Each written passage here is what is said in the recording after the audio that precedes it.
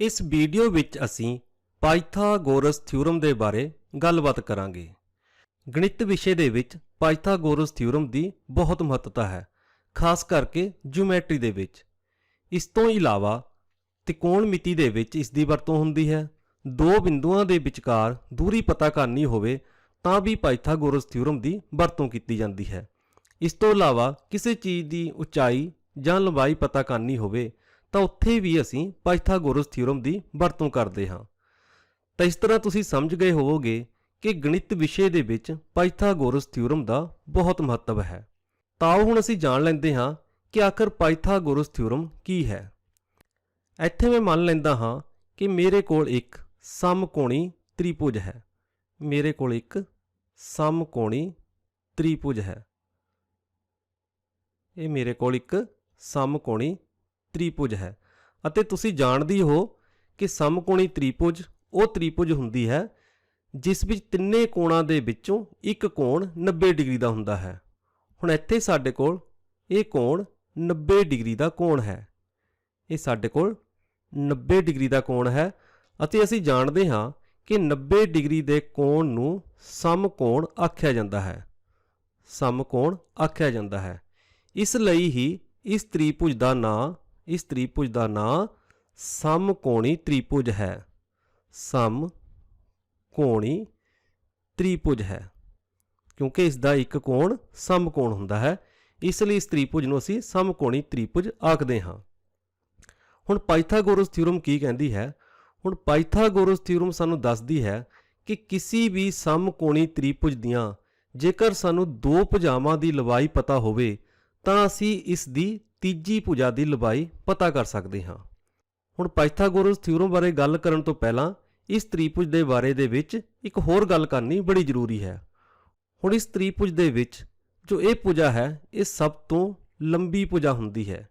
ਇਹ ਸਭ ਤੋਂ ਲੰਬੀ ਭੁਜਾ ਹੁੰਦੀ ਹੈ ਅਤੇ ਇਸ ਨੂੰ ਅਸੀਂ ਕर्ण ਆਖਦੇ ਹਾਂ। ਹੁਣ ਅੱਗੇ ਸਵਾਲ ਇਹ ਹੈ ਕਿ ਕਿਸੇ ਸਮਕੋਣੀ ਤ੍ਰਿਭੁਜ ਦੇ ਵਿੱਚ ਕਿਵੇਂ ਪਤਾ ਲੱਗੇਗਾ कि किहड़ी भुजा कर्ण है? तो इसका बड़ा सौखा तरीका है। हरेक समकोणी त्रिभुज दे विच एक कोण 90 डिग्री का हुंदा है।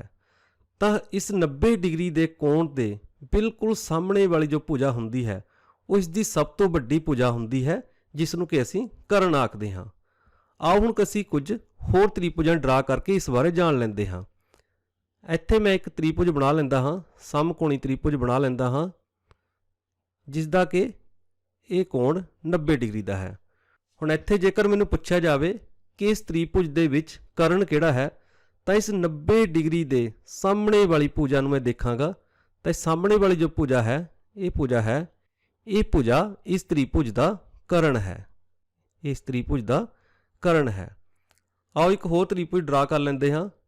ਇੱਥੇ ਮੈਂ ਡਰਾ ਕਰ ਲੈਂਦਾ ਹਾਂ ਕੁਛ ਇਸ ਤਰ੍ਹਾਂ ਦੀ ਤ੍ਰਿਭੁਜ ਡਰਾ ਕਰ ਲੈਂਦਾ ਹਾਂ। कुछ इस तरह की त्रिभुज ड्रा कर लेंदा हाँ। हुण इस दे विच भी ये वाला कोण 90 डिग्री का कोण है। तो इत्थे भी इस कोण दे बिल्कुल जो सामने भुजा है ये भुजा इस त्रिभुज की सब तो वड्डी भुजा है। ये भुजा इस त्रिभुज का कर्ण है। मैनूं उम्मीद है कि हुण तुसीं बड़ी आसानी दे नाल ही किसी भी समकोणी त्रिभुज दे विच कर्ण नूं पहचान लवोगे। ਤਾਂ ਹੁਣ ਅੱਗੇ ਪਾਈਥਾਗੋਰਸ ਥਿਊਰਮ ਵੱਲ ਵਧਦੇ ਹਾਂ। ਇੱਥੇ ਮੈਂ ਮੰਨ ਲੈਂਦਾ ਹਾਂ ਕਿ ਜੋ ਸਭ ਤੋਂ ਵੱਡੀ ਭੁਜਾ ਹੈ ਇਸ ਦਾ ਮਾਪ C ਹੈ ਅਤੇ ਜੋ ਦੂਜੀਆਂ ਦੋ ਛੋਟੀਆਂ ਭੁਜਾਵਾਂ ਹਨ ਉਹਨਾਂ ਦੇ ਵਿੱਚੋਂ ਇੱਕ ਭੁਜਾ ਦਾ ਮਾਪ ਮੈਂ ਮੰਨ ਲੈਂਦਾ ਹਾਂ A ਹੈ ਅਤੇ ਜੋ ਦੂਜੀ ਛੋਟੀ ਭੁਜਾ ਹੈ ਉਸ ਦਾ ਮਾਪ ਮੈਂ ਕੁਝ ਮੰਨ ਲੈਂਦਾ ਹਾਂ B ਹੈ। ਤਾਂ ਹੁਣ ਪਾਈਥਾਗੋਰਸ ਥਿਊਰਮ ਸਾਨੂੰ ਦੱਸਦੀ ਹੈ ਕਿ ਕਿਸੇ ਵੀ ਸਮਕੋਣੀ ਤ੍ਰਿਭੁਜ ਦੇ ਵਿੱਚ ए ਦਾ ਵਰਗ ਜਮਾ B ਦਾ ਵਰਗ ਬਰਾਬਰ ਹੁੰਦਾ ਹੈ C ਦੇ ਵਰਗ ਦੇ। ਭਾਵ ਕਿਸੇ ਵੀ ਸਮਕੋਣੀ ਤ੍ਰਿਭੁਜ ਦੇ ਵਿੱਚ ਸਭ ਤੋਂ ਵੱਡੀ ਭੁਜਾ ਦਾ ਵਰਗ ਬਰਾਬਰ ਹੁੰਦਾ ਹੈ ਦੂਜੀਆਂ ਦੋ ਛੋਟੀਆਂ ਭੁਜਾਵਾਂ ਦੇ ਵਰਗਾਂ ਦੇ ਜੋੜ ਦੇ ਬਰਾਬਰ। ਤਾਂ ਇਸ ਥਿਊਰਮ ਦੀ ਵਰਤੋਂ ਕਰਕੇ ਅਸੀਂ ਕਿਸੇ ਵੀ ਤ੍ਰਿਭੁਜ ਦੀ ਭੁਜਾ ਨੂੰ ਪਤਾ ਕਰ ਸਕਦੇ ਹਾਂ। ਹੁਣ ਇਸ ਨੂੰ ਹੋਰ ਅੱਗੇ ਸਮਝਾਉਣ ਦੇ ਲਈ ਮੈਂ ਇੱਕ ਉਦਾਹਰਨ ਲੈ ਲੈਂਦਾ ਹਾਂ। ਹੁਣ ਇੱਥੇ ਮੈਂ ਇੱਕ ਸਮਕੋਣੀ ਤ੍ਰਿਭੁਜ ਲੈ ਲੈਂਦਾ ਹਾਂ। ਇੱਥੇ ਮੇਰੇ ਕੋਲ ਇੱਕ ਸਮਕੋਣੀ ਤ੍ਰਿਭੁਜ ਹੈ ਜਿਸ ਦਾ ਇਹ ਵਾਲਾ ਕੋਣ 90 ਡਿਗਰੀ ਦਾ ਹੈ ਅਤੇ ਇੱਥੇ ਮੈਨੂੰ ਇਹ ਭੁਜਾ 3 ਦਿੱਤੀ ਹੋਈ ਹੈ ਅਤੇ ਇਹ ਭੁਜਾ 4 ਦਿੱਤੀ ਹੋਈ ਹੈ ਅਤੇ ਮੈਨੂੰ ਇਸ ਭੁਜਾ ਦੀ ਲੰਬਾਈ ਪਤਾ ਕਰਨ ਲਈ ਕਿਹਾ ਗਿਆ ਹੈ। ਹੁਣ ਇੱਥੇ ਵੀ ਅਸੀਂ ਪਹਿਲਾਂ ਪਹਿਚਾਣ ਕਰ ਲੈਂਦੇ ਹਾਂ ਕਿ ਇਸ ਤ੍ਰਿਭੁਜ ਦੇ ਵਿੱਚ ਕਿਹੜੀ ਭੁਜਾ ਕर्ण ਹੈ। ਤਾਂ ਪਹਿਲਾਂ ਵਾਂਗ ਹੀ ਇੱਥੇ ਅਸੀਂ ਇਸ 90 ਡਿਗਰੀ ਦੇ ਸਾਹਮਣੇ ਵਾਲੀ ਭੁਜਾ ਨੂੰ ਦੇਖਾਂਗੇ। ਤਾਂ ਇੱਥੇ 90 ਡਿਗਰੀ ਦੇ ਸਾਹਮਣੇ ਵਾਲੀ ਭੁਜਾ ਇਹ ਹੈ। ਤਾਂ ਇਸ ਦਾ ਮਤਲਬ ਕਿ ਇਹ ਭੁਜਾ ਇਸ ਤ੍ਰਿਭੁਜ ਦਾ ਕर्ण ਹੈ। ਹੁਣ ਇੱਥੇ ਅਸੀਂ ਕर्ण ਦੀ ਲੰਬਾਈ ਪਤਾ ਕਰਨੀ ਹੈ ਅਤੇ ਅਸੀਂ ਇਸ ਨੂੰ C ਮੰਨ ਲੈਂਦੇ ਹਾਂ। ਹੁਣ ਪਾਇਥਾਗੋਰਸ ਥਿਊਰਮ ਦੇ ਅਨੁਸਾਰ 3 ਦਾ ਵਰਗ ਜਮਾ 4 ਦਾ ਵਰਗ ਬਰਾਬਰ ਹੈ C ਦਾ ਵਰਗ ਹੁਣ 3 ਦਾ ਵਰਗ 9 ਜਮਾ 4 ਦਾ ਵਰਗ 16 ਬਰਾਬਰ C ਦਾ ਵਰਗ ਸਾਡੇ ਕੋਲ ਇਸੇ ਤਰ੍ਹਾਂ ਹੀ ਰਹਿ ਜਾਵੇਗਾ। ਹੁਣ ਅੱਗੇ ਅਸੀਂ 9 ਤੇ 16 ਨੂੰ ਜੋੜ ਲੈਂਦੇ ਹਾਂ। 9 ਤੇ 16 ਜੋੜ ਕੇ ਬਣ ਗਏ 25 ਬਰਾਬਰ C ਦਾ ਵਰਗ।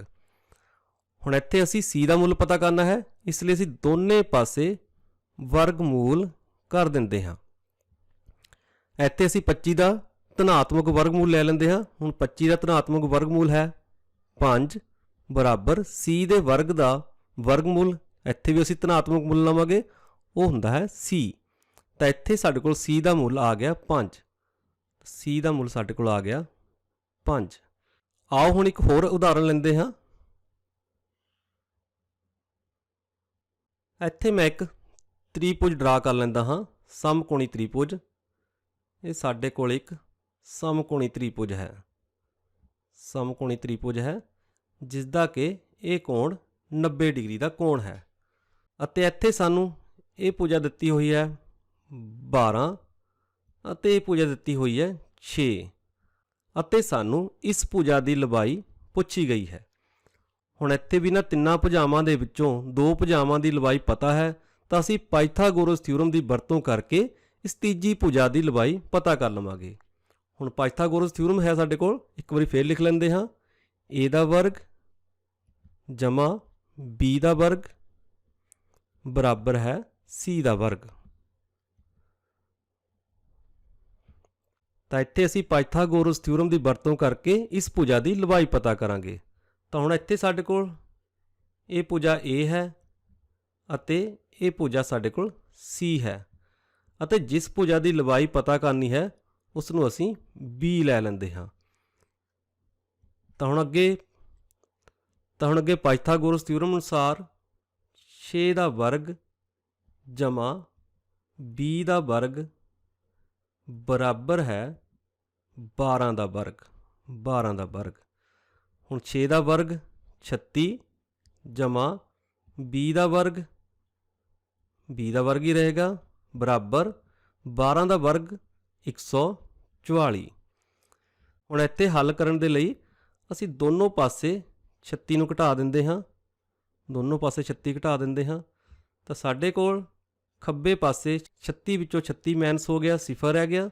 ਸਾਡੇ ਕੋਲ ਬਚ ਗਿਆ B ਦੀ ਘਾਤ 2 ਯਾਨੀ ਕਿ B ਦਾ ਵਰਗ ਬਰਾਬਰ ਸੱਜੇ ਪਾਸੇ 144 ਵਿੱਚੋਂ 36 ਮਾਈਨਸ ਕੀਤੇ 108 ਬਾਕੀ ਬਚ ਗਏ। ਤਾਂ ਹੁਣ ਇੱਥੇ ਅਸੀਂ B ਦਾ ਮੁੱਲ ਪਤਾ ਕਰਨਾ ਹੈ, ਇਸ ਲਈ ਅਸੀਂ ਦੋਨੇ ਪਾਸੇ ਹੀ ਵਰਗਮੂਲ ਕਰ ਲੈਂਦੇ ਹਾਂ। ਇੱਥੇ ਵੀ ਵਰਗਮੂਲ ਕਰ ਲੈਂਦੇ ਹਾਂ ਅਤੇ ਸੱਜੇ ਪਾਸੇ ਹੀ ਵਰਗਮੂਲ ਕਰ ਲੈਂਦੇ ਹਾਂ। ਹੁਣ B ਦੇ ਵਰਗ ਦਾ ਵਰਗਮੂਲ ਲਵਾਂਗੇ ਤਾਂ ਇਹ ਆ ਜਾਏਗਾ B ਬਰਾਬਰ ਅਤੇ ਸੱਜੇ ਪਾਸੇ 108 ਦਾ ਵਰਗਮੂਲ ਪਤਾ ਕਰਨ ਦੇ ਲਈ ਅਸੀਂ ਗੁਣਨਖੰਡ ਵਿਧੀ ਦੀ ਵਰਤੋਂ ਕਰਾਂਗੇ। ਇੱਥੇ ਅਸੀਂ 108 ਦਾ ਵਰਗਮੂਲ ਪਤਾ ਕਰਨਾ ਹੈ, ਇਸ ਲਈ ਅਸੀਂ ਇਸ ਦੇ ਗੁਣਨਖੰਡ ਬਣਾ ਲੈਂਦੇ ਹਾਂ।